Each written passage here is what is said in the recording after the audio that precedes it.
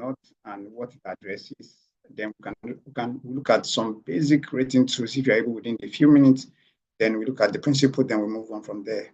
Of course, I might not stay on this slide because I know most persons here have basic understanding of what green building is. Basically, when we discuss about green building, we are looking at buildings both in design, in construction, and in operation that are energy efficient, that are water efficient, that are environmentally supporting, that also caters for the inhabitant of the space. So within those few contexts, we can look at green building within resource management, within efficient source reduction of construction components, and also within efficient management of the whole infrastructure itself. We can discuss extensively what a green building is. And again, maybe to make it faster, because of our time, we also need to start discussing, because at the time where I think the whole was in their house, the impact of the built environment was lesser. But I mean, from 2010 to now, or maybe 2010 data, even to recent data, building itself is contributing more than 35% of global energy consumption.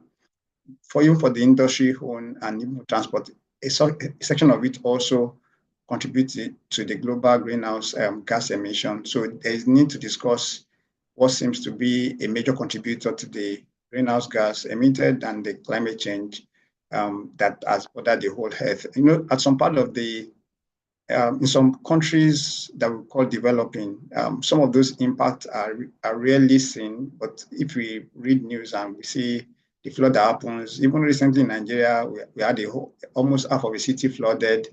And so by and by, this needs to be discussed. So while we are discussing this, we also need to understand that there are several benchmarks that I call benchmarks that are attempt to curate some sort of pathway to judging how green your buildings are or how green your infrastructures are. And all of them tends to focus on certain benchmarks over the other. Because often, looking at these charts that I'm showing us, we can see BREEAM, if you're familiar with it, LEED and some other ones, what they focus on. And in fact, this afternoon also, as we look at DGNB and HEDGE, we also look at what they focus on. But primarily, most of them focus on energy consumed, embodied energy used in the material manufacturing, and also energy in operation, which is a major contest in the green building movement and benchmarking. Then water also is a major consideration. So within these rating tools that will be discussed this afternoon, we're going to have all this discussed. Okay. Then again, energy consumption outlook in developing economies is also projected to be growing and to grow further in the next couple of years, and this 2035. So within this growth, it's also important that as a growing economy, we start discussing this both at the level of advocacy group like GBCN and also at the knowledge level of individual companies and corporate operational system. Then also for global water consumption from data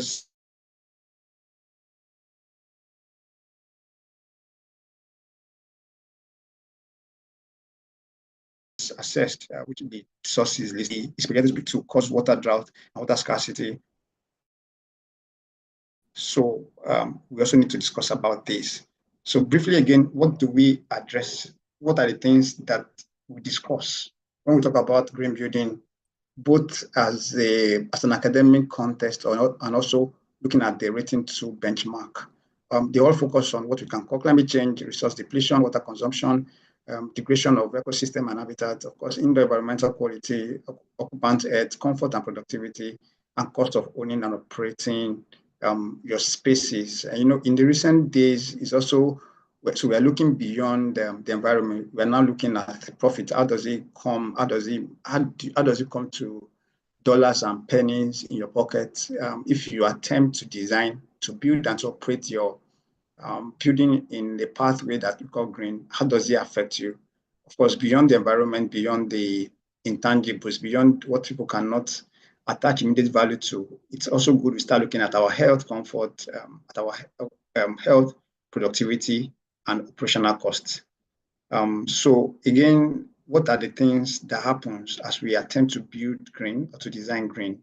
We have reduction in energy use, water use, and also maintenance costs. This is general, of course. In our breakout session, we'll get to hear specifically how this addresses or how this approach is applicable to several of the rating tool or rating benchmarks. Ultimately, again, while this is also a good thing to consider, within the science of green building, construction, design, and operation, there's a massive 70% budget for green building materials. So that means in days to come, manufacturers or manufacturing processes also stand a great chance to benefit. Of course, I'm sure we're familiar with the bottom line that we usually call triple bottom line: social responsibility, economic prosperity, and environmental stewardship. I hope you can still hear me, just to trying to rush. Okay, so I mentioned this earlier about the massive commerce around green building contest, and there's a recent conversation around what value does it add to investors or to investment portfolios? What value does it add to the people that are trying to invest in it? Because again, as a professional, one of the ways, for a developer, for someone that wants to build to sell or build to lease out, some of the context of green building might not be applicable, especially when there are policies to drive them in places like Africa or some part of Latin America, where there are no policies that actively drive context of green building. What else are the benefits? So it's also important we understand the investment opportunity and the return on investment possibility. I did a research recently. It was discovered that, in this our Lagos, Nigeria, most green building rated, most building that has some sort of green building enrollment and rating lease for about 25% more than their regular. So that means if regular ones rent for $1 per square feet, the one that has some rating to we're renting out for as much as $1.25 per square feet. So that means, again, with understanding of how the dynamics of finance and some other dynamics of funding, you can as well convince your investor or your client as to go in that route, because in the context of the developing economy, it's fairly and often more expensive, especially because of manufacturing gap and supply chain gap. And if also the consultants are not very familiar with what is obtainable or possible locally, then you get to tip the cost of construction a bit. But often, if you're able to do your cost-benefit analysis and also do your return on investment, is more profitable to build green than to just build normally. Now, I won't stay so long on this because we only have about 4 more minutes in my on my segment, but you can read up on this, the environmental benefit, economic benefits, and the social benefits. So this slide basically just show an interplay of some of the major ones, from GRESB to BREEAM to LEED to HEDGE to PAIR to Sustainable Site to CAP to PackSmart to WELL also. Of course, all of them focusing on several and different benchmark and different contests. They all contribute their own quota and they all get their projects enrolled. Some of them are being supported by government. Some of them run their own solo portfolio, but often they are all managed by NGOs, and few ones are managed by government. So just to put a face to it, again, while we're looking at this, will be I would expect people to discuss more, to read more on BREEAM, LEED, and of course within this meeting we'll be discussing on HEDGE, discussing on Green Star, and also we're looking at DGNB. Okay, so I won't be able to go into some more details of LEED. I would have, but I think I only have 1 more minute. Let me just possibly go to the last slide. All of them, of course, have cascaded metrics of assessing where you stand, and a lot of them also have the gold well or level categorization as to how much your building is green, and all of them also have some sort of processes.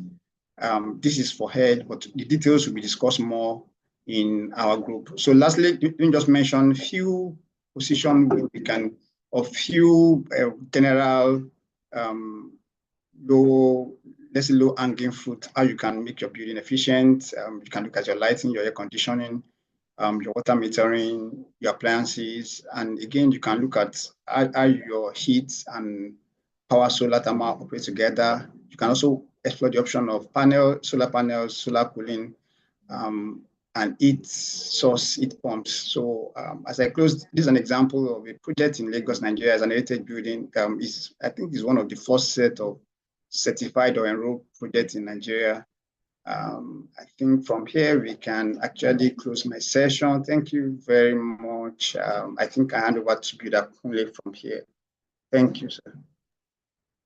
Thank you, Architect Emmanuel, for the brilliant overview there. And without wasting much time, I think I will give the other panelists to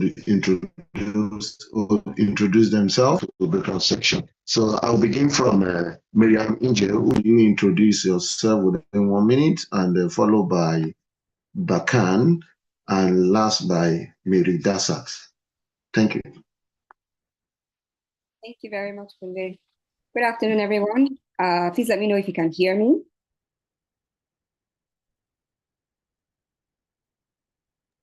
Yes, we can hear you. Yes, we can hear you. Please go ahead. Yeah. Perfect, thank you. So my name is Mariam Njai. I am a sustainability consultant, a lead AP, an EDGE expert, and also an EDGE faculty. I've worked on several EDGE projects. I've worked with developers and institutions around Nigeria to certify over 100,000 square meters of space green under the EDGE program. So I'm happy to be here, and I'm happy to walk the people that have, subscribed for the EDGE session. I'm happy to walk you through the self-assessment of a fictitious project. Thank you.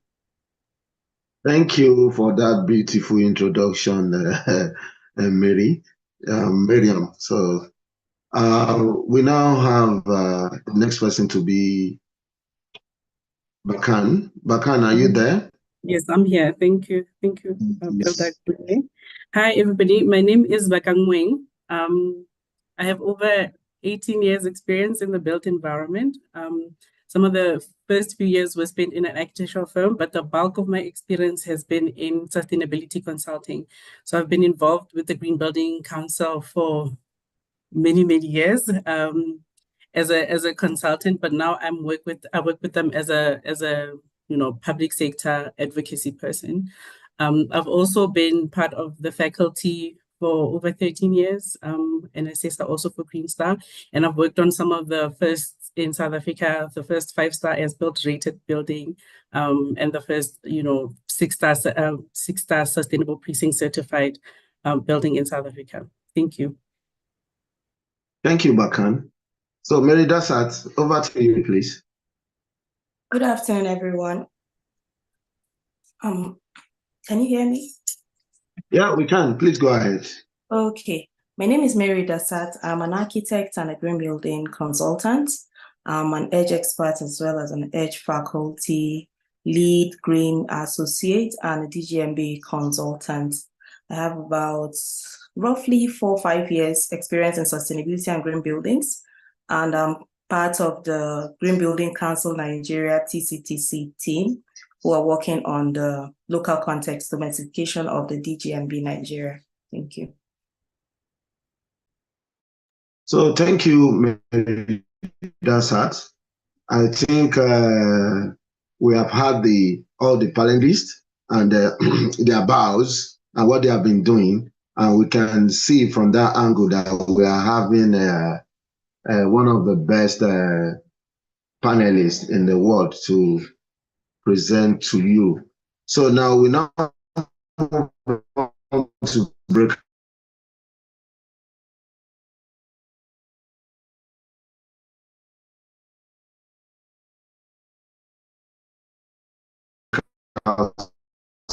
section. I think the host is the breakout section ready. Yes, yes. If you are ready, we can push everybody into their rooms. Ready now? Because I believe, okay, yes, we are. Please go ahead. Okay.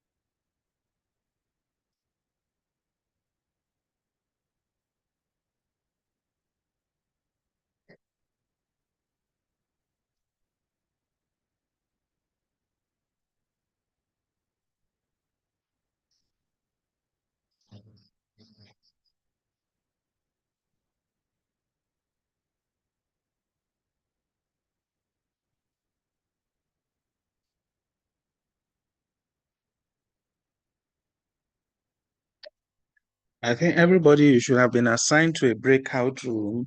So please join your rooms.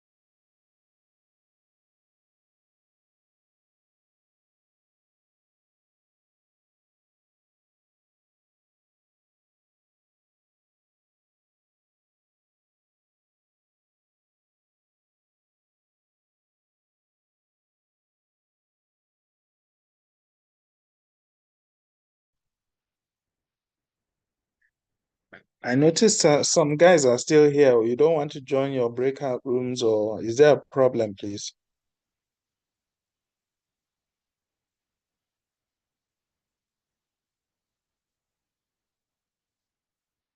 You should have received an invite to join a specific breakout room when the rooms were opened.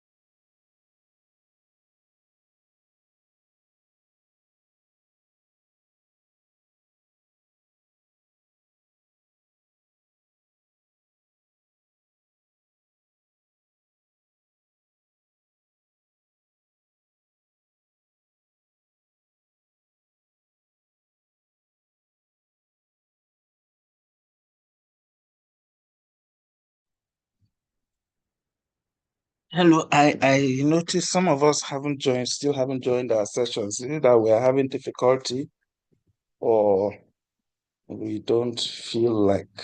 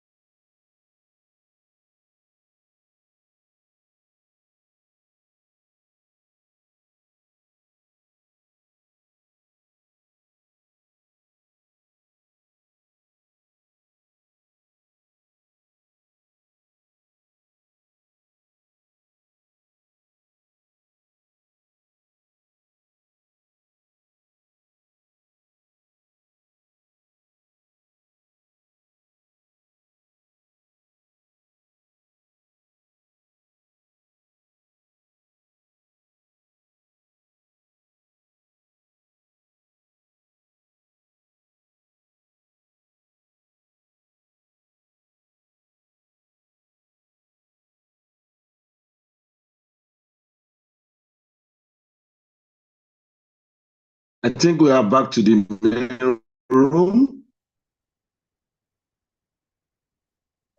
Hello, everyone.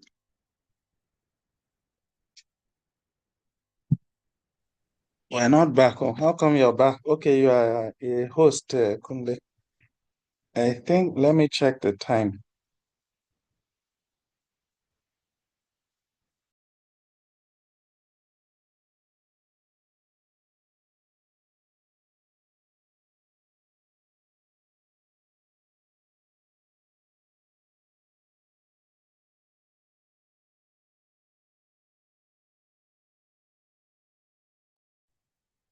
Okay, about 2.5 minutes left.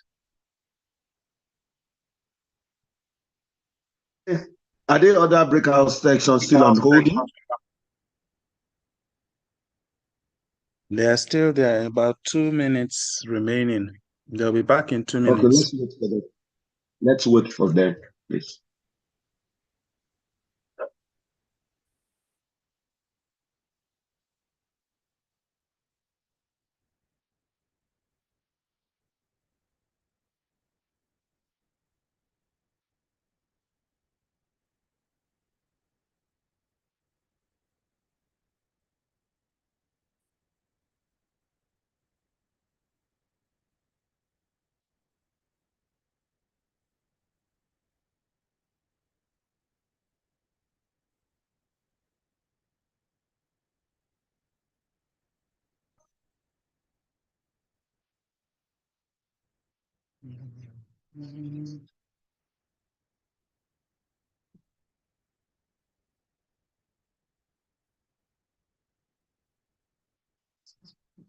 Mhm.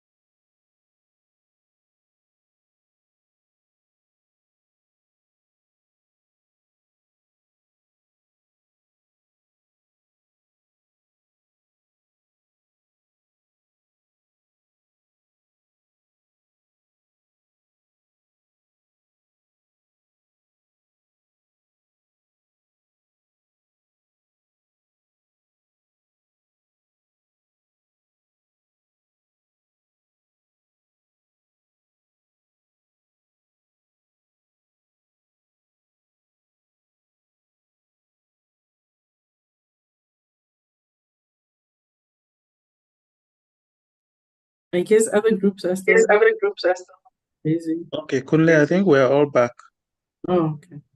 Yes, we're all back. Oh, great. Glad to have you all back.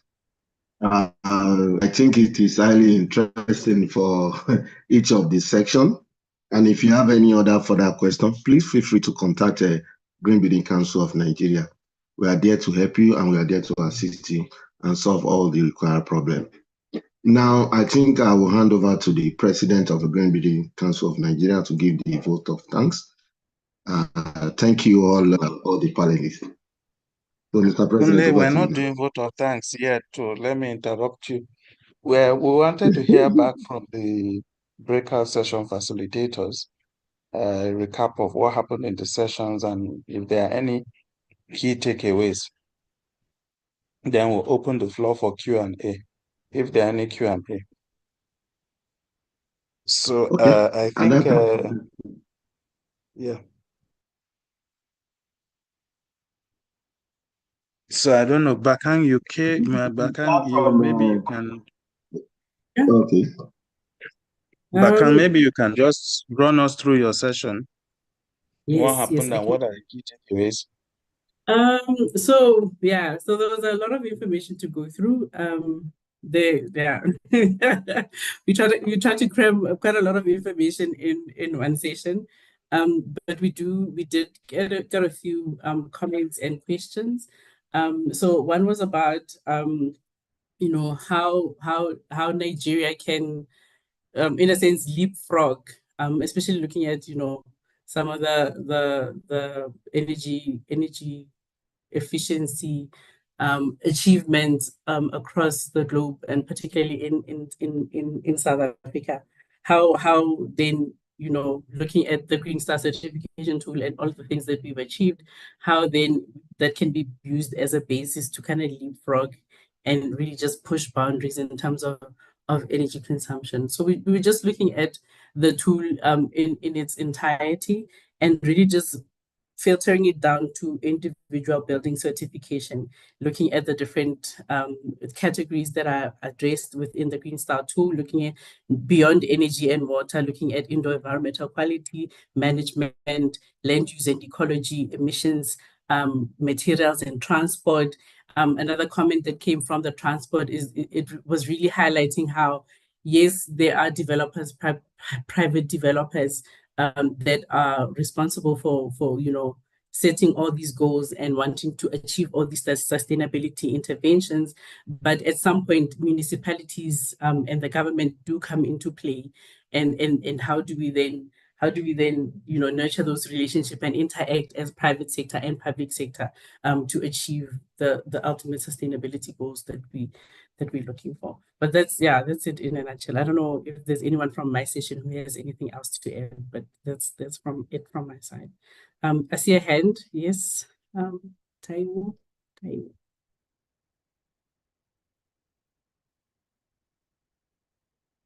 Can everyone hear me?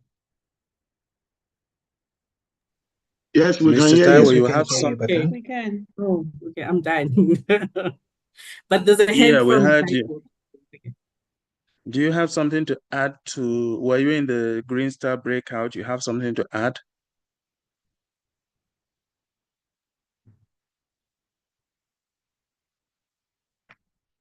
Okay, maybe Taiwo is distracted. So let's take Miriam, maybe you can share an overview of your sessions and the key takeaways. Edge, I know is the most popular. Well, let me not jinx things. So go ahead, Miriam. Okay, so we modeled a hypothetical project in Lekki and saw how at the beginning it didn't meet the EDGE certification, the standard certification at all, but just looking at all the different strategies that were available in the EDGE software that we could sort of adopt to meet the certification. A question was asked about like a different kind of material and how that would be incorporated in the EDGE software, which is something that you can do. As long as you have all the information, you can provide that, and IFC would look into it and approve it as they see fit. Another question that I was going to answer, I think someone was asking before they brought us back to the main group about a training, but I'm not sure if he can sort of ask that question again while we're here. But that's simply a nutshell of what we did. We modeled a project and we looked at different strategies to make the project meet the EDGE certification standard.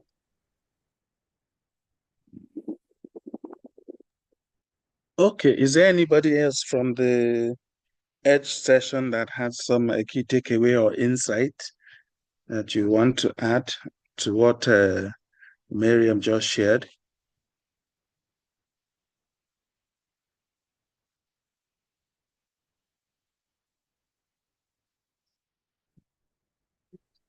Hello, good afternoon. Good afternoon. Okay, please, this is Ruth Adewumi, Madam Mariam's breakout session. And I think what I took away from the session was that there are different certifications, and it's just for you to know which one you're trying to do. And if you see that your project doesn't meet up with the standard, you can easily like look for where to tweak or what strategies to adopt to make your project viable. It was a lengthy one, and I saw that, I mean, we need to take our time and then be very attentive to the details we feed the app so that we can get accurate results. So I just wanted to thank her for the session. Thank you. Hello. Thank you. Hello. Thank you for that. My name is Taiwo Ayepe.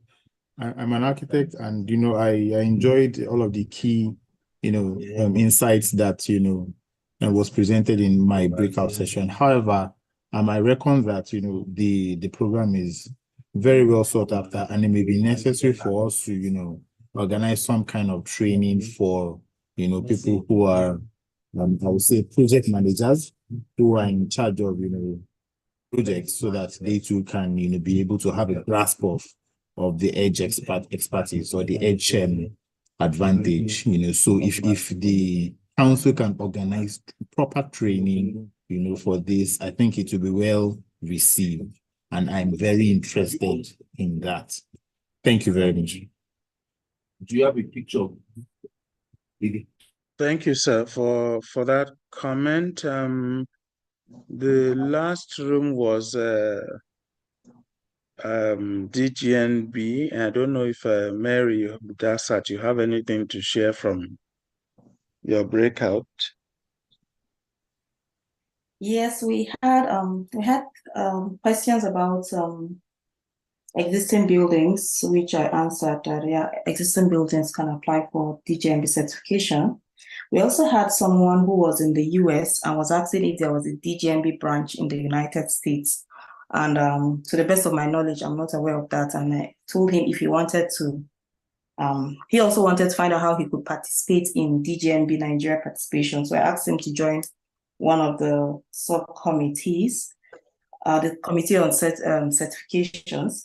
Then there was a question about structural engineers' impact on DGNB, which I'm not aware of, but I took his contact and shared that if we had any information, additional information, we would reach out to him. And then somebody was asking about if DGNB was EDGE, and we clarified that it wasn't. So that was about that.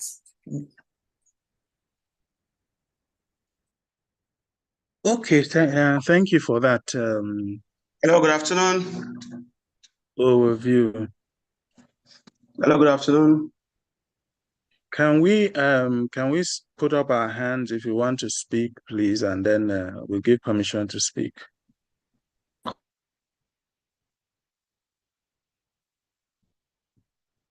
So go ahead, Opeoluwa. Go ahead, sir. Hello, good afternoon, sir. I'm actually in an office with Opeoluwa, so I just want to have an issue with my system. My name is Sheriff. I would just want to second Mr. Taiwo, Architect Taiwo, on the issue of training for some of us that yet been certified as EDGE experts or a green building experts. That's my comments. Okay, thank you for that. Well, let me just quickly take that. Yes, we know that what we have done today is very compressed and very narrow. And for time, the typical Edge expert training, it takes, I believe it is 2 days, 8 hours, or no, it's more than 8 hours. It's about 2 days. So you can visualize that against the 45 minutes you spent. So you just got a very small snapshot of what is involved. We just wanted to give you an overview. We will take your comments on training into consideration and see what we can organize in depth. There are Edge expert trainings. We'll also invite you to sign up. We're going to be having a consultation on Saturday to discuss these issues in further detail. So please sign up for that. I'll try and track down the sign up link and share it. But most of you, I'll try and track down.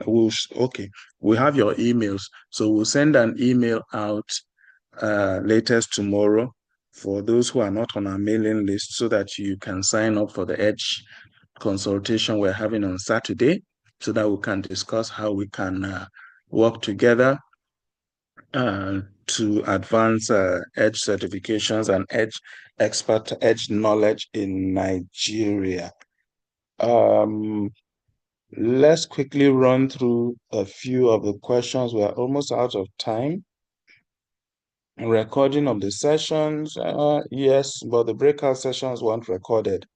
How can we get a comprehensive training on Edge? I've mentioned that there's an Edge expert course. There are a number of Edge faculty that run courses in Nigeria. So please attend the consultation on Saturday and we'll tell you more about how you can get trained. How much does an Edge consultant charge for a small 3-bedroom bungalow? That I can't answer. Maybe you can reach out to Miriam directly and she will give you a charge and probably a discount since you're one of us. The training was very interesting. I pray that the material for the training will be shared to participants at least. We'll try and see if we have slides from the facilitators and if we can share them. Is there an average pass mark after doing the Edge exam? I think there is. Miriam, what is a pass mark, please? Do you have an idea off head? 75, if I remember. I did it many years ago. I think it's 75. I have to check that and get back. But it is. Yeah, you are correct. It's 75. I'm actually preparing for the exams, so I know. Great. Okay, so the pass mark is 75%, which is not. It's not a bridge too far for most of us. I did last month. I got 65 out of 75. Well, don't give up. Try again. We did the DGMB International course earlier this year, and some people had to do it several times. Sometimes because of our work commitments and daily life pressures, you have family, you have relatives, you have so many things coming at you, you have power problems, and so many challenges. It can be difficult to concentrate. And so it's not something to be discouraged about. Try again. As I said, several of us had to take the DGMB exam 3 times, but we persevered and we eventually got through. So how relevant is DFGE certification to design for, are you talking about design for greater excellence course? Does it come with a certification? Miriam or Mary or Bakang, do you know anything about the DFGE course? and its relevance to the EDGE certification. I think that's the last question we'll take, and then we'll close. So the Design for Greater Efficiency course is really just meant to give you a deeper understanding of sustainability in general. So it looks at passive design strategies and all of the other sustainability things from energy consumption and water consumption. There isn't really a certification for it, but I think it really does kind of give you that skill to understand, have a deeper understanding as you're using the EDGE app for certification. It gives you a deeper understanding, deeper knowledge of sustainability and why certain things are the way they are in the EDGE app. Okay, great. Okay, thank you for that. It's a great start to understanding EDGE. So it's kind of a background, and I think it may actually be a good idea. I think the course is free, so it might be a good idea if you've had challenges with the EDGE exam. It might be a good way to prepare for the exam, to give yourself a deeper background, because I know that the EDGE expert course itself can be a bit compressed. So it doesn't cover the entirety of the knowledge you need for the exam. You have to still go back and read. So let me hand back over to Kunle to do thank everybody and close the meeting. Kunle was trying to push it to me, but I'm pushing it back to you, Kunle. Thank you. Thank you, Mr. President. Well, what a milestone for everyone who has taken their time to attend this webinar. It's a great one indeed. And I want to tell all the participants, Green Beauty certification is not just a certification. It's an internationally recognized certification that even where you are now, if you are not comfortable with it, you can take it abroad and start working, because it's a manual that recognizes every environment. All you have to do is to domesticate it to wherever you are, and you will start working. And it's a return on investment. I want to encourage each and every one of us. If you have any training development or any training capacity, you can easily contact the Green Beauty Council of Nigeria, and it's a great one indeed. And I would like, at this juncture, I would like to thank all our panelists, ranges from architect Falude, who happens to be one of our directors, and Miriam Inji, our EDGE consultant, and Mary Dassat as well, EDGE consultant, and Bakan from South Africa for taking your time. Bakan has always been a part and parcel of Nigeria, even while she's based in South Africa. So I just want to thank each and every one of us for coming, and in the year coming ahead, which is from January, Green Building Council of Nigeria will be rolling out all innovative ideas from partnership, from membership, and education and training. So I want you to key in so that you can have enough benefit. At this junction, we thank the Almighty God for making it easy for us, and even to the closing end. And I pray that each and every one of us will have all our desire in this year end and the coming year. Thank you all. Bye for now. Thank you, Kunle. Thank you, everybody. Bye. Have a good day. Yeah, thank you so much. Have a good one. Good day. Thanks. Bye. Thank you. Thank you, everyone. Nice one.